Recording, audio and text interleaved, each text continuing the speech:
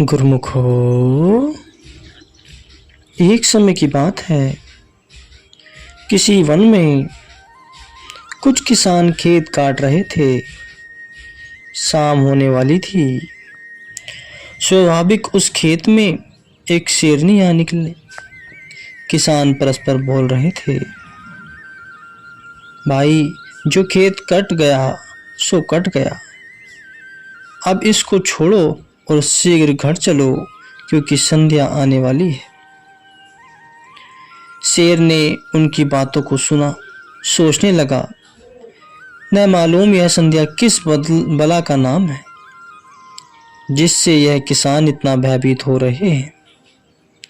कहीं ऐसा न हो कि यह संध्या मुझे भी आधा पहुंचे। थोड़ी देर पीछे किसान तो गांव को चले गए, परंतु शेर मारे भय के सहम कर वहीं बैठा रहा कि कहीं संध्या इसको न देख ले। उस रात उस गांव के कुम्हार का गधा गुम हो गया था। वह उसकी तलाश कर रहा। उसी खेत में आ पहुंचा जहां शेर संध्या के भय से छुप कर बैठा था। रात अंधेरी थी। कुम्हार ने दूर से देखा, मालूम हुआ कि उसकी वह तलाश कर रहा है। वह गधा इस खेत में बैठा है। उसने आओ देखा न ताओ, झट पीछे से होकर दो डंडे उसकी पीठ में मार दिए। कमबख्त, मैं तेरे पीछे शाम से ख्वार हो रहा हूं और तू यहाँ खेतों में मौज उड़ाता फिरता है। ठहर, तेरी खबर अभी लेता हूं। इतने में दो और लगा दिए। शेर ने जाना बस यही संध्या है जिसके भय से किसान घर को चले गए थे। मैंने बहुत तेरा जान बचाने का यत्न किया, परंतु कहीं से इसने देख ही लिया। बेचारा डरता कांपता हुआ आगे चल पड़ा। कुमार ने घर पहुंचकर उसके पांव में एक रस्सी डाल दी और खूंटी से बांध दिया। गरीब सारी रात उस खूंटी से बंधा रहा, परंतु जो ही रोशनी प्रकट होने लगी उसने अपनी ओर ध्यान दिया। ओ, मैं तो शेर हूं और शेर के लिए है बंधन कैसा। भ्रम दूर हो गया और झट से उछलकर गरजता हुआ वन की तरफ चला गया, क्योंकि अब सूर्य निकल आया था। अब संध्या कहाँ थी? संध्या तो उतने तक ही थी जब तक सूर्य देवता ने दर्शन नहीं दिए थे। सूर्य के आते ही संध्या गायब हो गई। वास्तव में संध्या कोई वस्तु नहीं थी। अंधेरे का नाम ही संध्या था जो रोशनी के होते ही भाग गया। ज्ञान अंजनु गुरी दिया, अग्नि आन अंधेरा विनाशु। हरि कृपा ते संत भेटया, नानक मणि परागाशु। तुम सूर्य की तरफ मुंह करो, छाया तुम्हारे पीछे आ जाएगी, परंतु जो ही तुम्हारी सूर्य की तरफ पीठ हुई कि छाया सामने आ मौजूद हुई। यही भेद है जिसको अधिकतर समझाने की आवश्यकता है। गुरुमुखो, जिसने इस भेद को जान लिया वह सहज ही माया के दुखों से छूट गया, और जिसने इसको नहीं जाना वह जितना भी चलेगा उतना ही अंधेरे में गिरेगा और ठोकरें खाता रहेगा। भक्ति रोशनी है और माया अंधकार है। जो तुम भक्ति की तरफ पांव उठाते चलोगे, माया तुम्हारे आगे से हटती जाएगी और तुम रोशनी के निकट होते जाओगे। किंतु यदि भक्ति की ओर पीठ है तो परिणाम इसके विरुद्ध होगा। गुरुमुखो, भक्ति और माया में परस्पर विरोध है। ये दोनों एक जगह इकट्ठे नहीं रह सकते। जहाँ माया होती है वहाँ भक्ति का प्रवेश नहीं होता, और जहाँ भक्ति का निवास होता है वहाँ से माया को कूच करना पड़ता है। यह कुदरती नियम है, क्योंकि जैसे रोशनी और अंधकार दोनों इकट्ठे नहीं रह सकते, ऐसे ही भक्ति और माया भी इकट्ठे नहीं रह सकते। माया अंधकार है और भक्ति सूर्य है। इन दोनों को मिलकर रहना असंभव है। माया क्या है? इसका संक्षिप्त उत्तर यह है कि जो तुम्हें भगवान की ओर से विमुख रखे, दूर रखे, वही माया है। यद्यपि इस माया का वास्तविक स्वरूप कुछ भी नहीं है, यह केवल भ्रम है और जीव की अपनी ही छाया है। इसके सिवाय इसकी हैसियत कुछ भी नहीं है, परंतु फिर भी इसने अपना जाल इस कदर मजबूती के साथ संसार में बिछा रखा है कि जीव बेचारे को इससे छूटना कठिन हो गया है। कबीर साहिब जी कहते हैं, मोर तोर की जेवरी बट बांधा संसार, दास कबीरा क्या बंधे जाके नाम आधार। संतों का वचन है कि माया केवल भ्रम, वहम, अज्ञान और भूल का नाम है। ये सब नाम माया के हैं, जिनका वास्तव में कुछ भी स्वरूप नहीं है। भूल और भ्रम का नाम माया है, अज्ञान और वहम का नाम माया है। जो हो कुछ भी न कुछ और भाषे से ही उसको अज्ञान कहते हैं। इसी अज्ञान और वहम के जाल में पड़ा हुआ जीव अपने स्वरूप से बेखबर हो रहा है और अपनी छाया को देख देख बड़ा भय मानता है। जैसे किसी शीश महल में कुत्ता जा निकला था, वह जिधर देखता था कुत्ते ही कुत्ते दिखाई देते थे। वह उन कुत्तों को देखकर भौंकने लगा। उसके भौंकने की आवाज से सारा शीश महल गूंज उठा और वह भौंकते भौंकते वहीं मर गया। ऐसे ही इस मोड़ तोड़ की बेबसी ने मनुष्य को परेशान कर रखा है। इस मोड़ तोड़ के बंधन को काटना ही माया से छुटकारा पाना है गुरुमुखो। यह संसार क्या है? केवल कल्पना और ख्याल है। संसार और कुछ भी नहीं है। यह जो कुछ भी भासता है सब कल्पना मात्र है और मनुष्य के अपने ही जीवन की उपज है।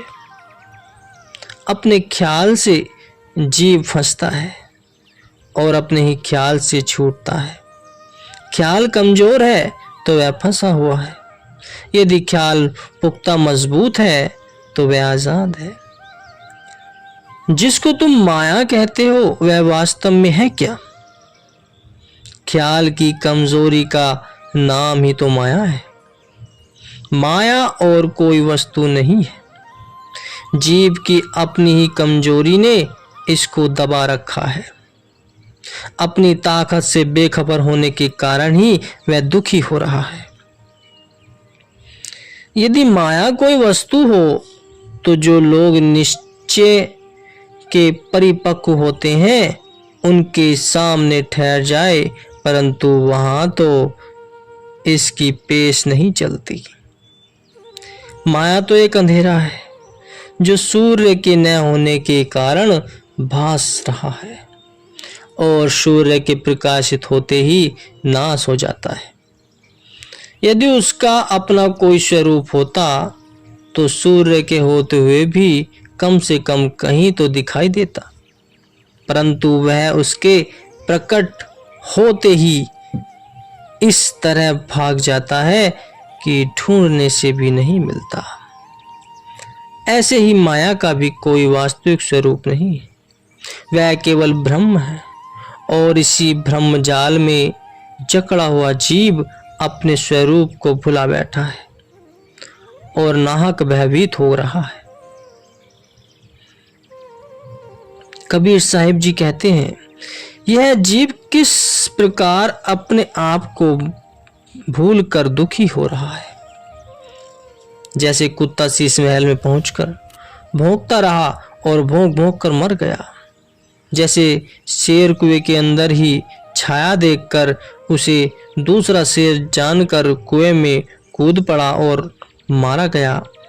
जैसे हाथी सुंदर चमकती हुई शिला में अपनी ही मूर्ति देखकर वहां अटक रहा। जैसे बंदर एक मुट्ठी चने के लोभ के पीछे सदा के लिए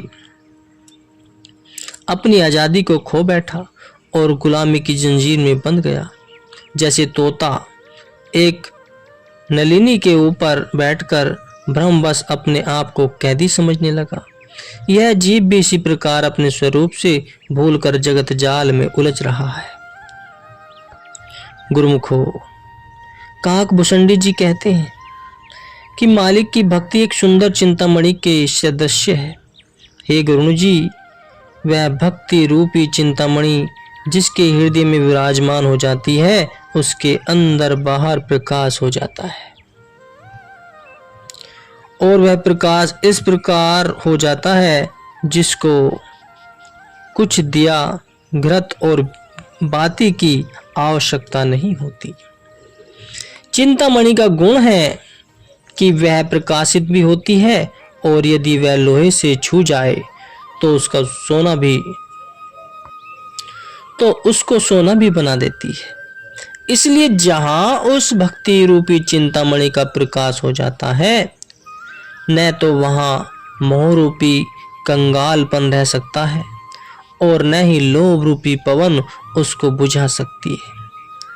वह एक ऐसी समा है जिसके प्रकाशित होते ही अज्ञान का अंधकार दूर हो जाता है और काम, क्रोध, लोभ, मोह आदि पतंगे भी जलकर भस्म हो जाते हैं। इससे सिद्ध हुआ कि जहां भक्ति होगी वहां मोह नहीं होगा और जहां मोह होगा वहां भक्ति नहीं होगी। जैसे रात और दिन दोनों इकट्ठे नहीं रह सकते, ऐसे ही भक्ति और मोह भी इकट्ठे नहीं रह सकते। जो लोग भक्त भी कहलाते हैं और साथ ही संसार का मोह भी रखते हैं, उन्हें अभी तक भक्ति की पूरी समझ नहीं आई है। यह जीव संसारी पदार्थों को पाकर अपने आप को बड़भागी समझने लगता है और कहता है कि भगवान की मुझ पर बड़ी दया है, परंतु संत कहते हैं यह उसकी भूल है, क्योंकि जो वस्तुएं भगवान से दूर करने वाली हैं, उनको प्राप्त कर लेने से भगवान की दया नहीं है।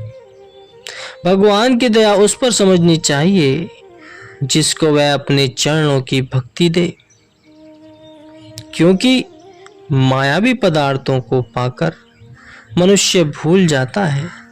इसी कारण से तो भगवान अपने भक्तों को जाल में उलझने नहीं देते। यदि भूल से भक्त कभी उन पदार्थों की इच्छा कर भी बैठते हैं तो वह पूर्ण नहीं करता, बल्कि उसके विरुद्ध चलता है। यह उसकी दया का असली चिन्ह है। एक बार भक्त नामदेव जी द्वारिका के दर्शन को जा रहे थे। चलते चलते थक गए, चित्त में वासना फुरी की यदि इस समय थोड़ी हाथी तो सवार होकर चलते, क्योंकि पैदल चलते चलते कांटों से पांव छन्नी हो गए थे। तब अंतर्यामी भगवान ने उसके चित्त की बात को लग पर उसी समय एक मुगल का रूप धारण किया और घोड़ी पर सवार होकर उस वन से प्रकट हो गए। उस मुगल को दूर से आते देख भक्त नामदेव जी के मन में फुरी कि कहीं यह मुगल मुझ पर कोई बेगार न डाल दे। इतने में वह मुगल रूप भगवान निकट आ गए। मालिक की मौज निकट आते ही उनकी घोड़ी प्रसूता हो गई। तब उन्होंने नामदेव जी को डांट कर कहा, अरे इस बछेड़ी को कंधे पर उठा ले और शीघ्रता से मेरे साथ चल। नामदेव जी ने मारे भय के बछेड़ी कंधों पर उठा ली और आगे आगे चल पड़े।